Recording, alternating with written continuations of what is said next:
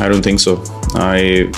I have done everything that I could. Of course, there are mistakes along the way, but I don't think that my intent was ever in the wrong place when it came to playing cricket. I wanted to win at any cost from the day I started playing this game, from the day I started playing club cricket, school cricket, then state cricket, heading up to first class cricket, and then eventually getting to play for India and IPL as well afterwards. My mindset was the same always, which is play to win and at any cost. So that hasn't changed ever. I always had this belief that I can do something special for the team, but I was not.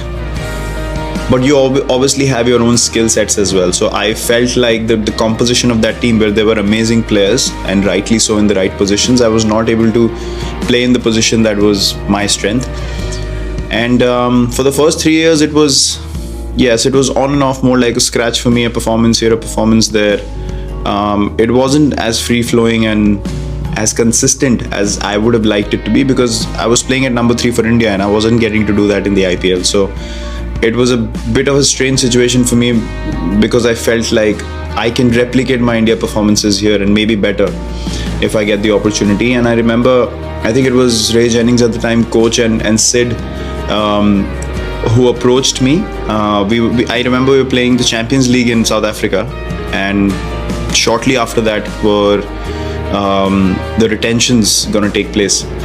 So Ray Jennings and Sid came and they said, we want to have a chat with you. We are looking to retain only you from next year onwards, and we'll build a totally new squad. And I was like, that's great. That's the opportunity I'm looking for. But I told them very clearly, there's only one condition. I will only bat at number 3 and nowhere else. They said, fair enough. And I knew that I can do something special for the team. And I had no problem accepting that responsibility and for the team to feel like, yes, they can count on me. At the end of the day, everyone has X number of years that they live, right? And then you die, and then life moves on. And there would have been many great people who won trophies and this, that, and blah, blah, blah. But no one addresses you like that. No one addresses you in the room like, oh, he's an IPL champion or he's a World Cup champion. And it's like, if you're a good person, people like you. If you're a bad guy, they stay away from you. And eventually that's what life is all about. Most of the cricket players you see come from backgrounds which are not as privileged in terms of, having facilities ready and stuff to use at any time you want. So you have to work through the ranks and you have to work really hard.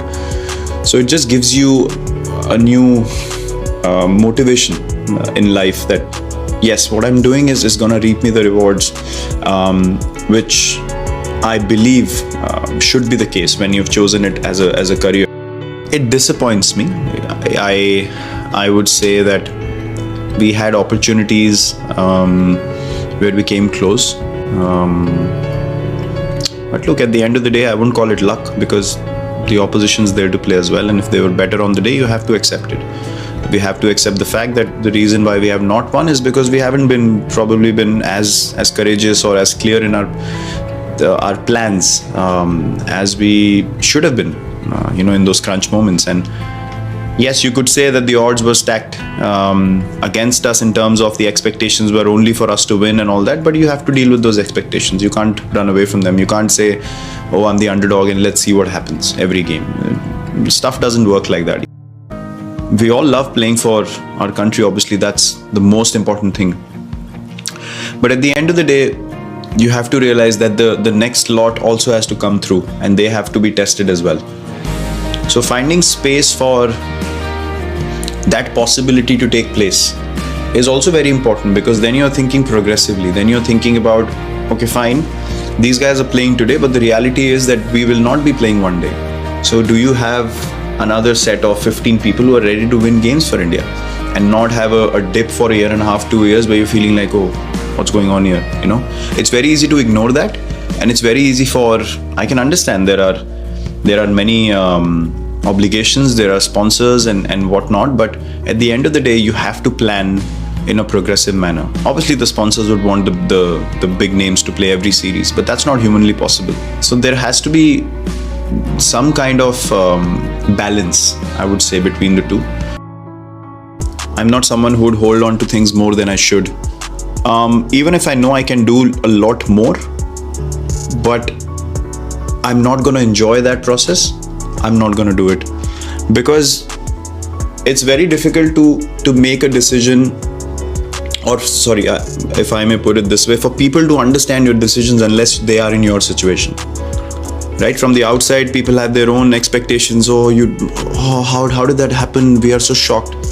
There's nothing to be shocked about. I explained to people that I wanted some space and I wanted to manage my workload, and the story ends there. Now you can create 10,000 stories in your head that there's some reasons and there must be something going on, and fine, that runs your show, that's okay. And people love having those conversations which are fantastical, and eventually they realize they were just wasting their time. There was actually nothing at all. And I keep my life very simple and basic. When I wanted to make a decision, I made a decision and I announced it. I didn't want to think about it and contemplate it for another year and a half. That would have done nothing to me, nothing to the environment I'm part of. So quality of life is something very important to me, and quality of cricket is something very important to me. Over a period of time, yes, you want to do what you're doing day in, day out, and you want to do as much as you can. But at the end of the day, you have to realize that quality is far more important than quantity. Quantity in hard work, but quality in execution. That is the key. Because if you go for quantity in execution, then you're going to get burnt out. And as much as you love playing the sport, and as much as you love being intense on the field, if you can't do that, for me, that's very important. If I can't be myself in my everyday life, and if I can't be myself on the field, I will change something, because that is who I am. That is the reason where I am where I am. And that is the reason why people can connect to me at a certain level. And people, my loved ones, people who are close to me, my friends, they connected to me because of that factor, because I've always been myself. So I cannot be doing something that I'm not enjoying and being miserable every day of my life and just wasting such precious time. You have one life, you have to live it absolutely to the fullest and be happy every day. For me, the understanding that the loyalty with RCB, like how I follow my life, is far greater for me than the fact that, yes, 5 people in the room would say, oh, finally you've won the IPL with whoever XYZ, and yeah, you feel good for 5 minutes, but then the 6th minute you could be miserable with some other issue in life. So it is not the end of the world for me. What this franchise has given me in terms of opportunity in the first 3 years and believed in me, that is the most special thing. Because as I said, there were many teams who had the opportunity, but they didn't back me, they didn't believe in me. So now when I'm successful and I should fall to the opinion of people saying, but the IPL. This was the case with me till 2018 England tour happened. For 4 years of my life, I was doing well everywhere in the world.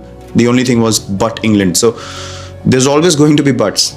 You literally can't live your life like that. And I just carry on doing my own thing, and I actually honestly don't even bother about a third person beyond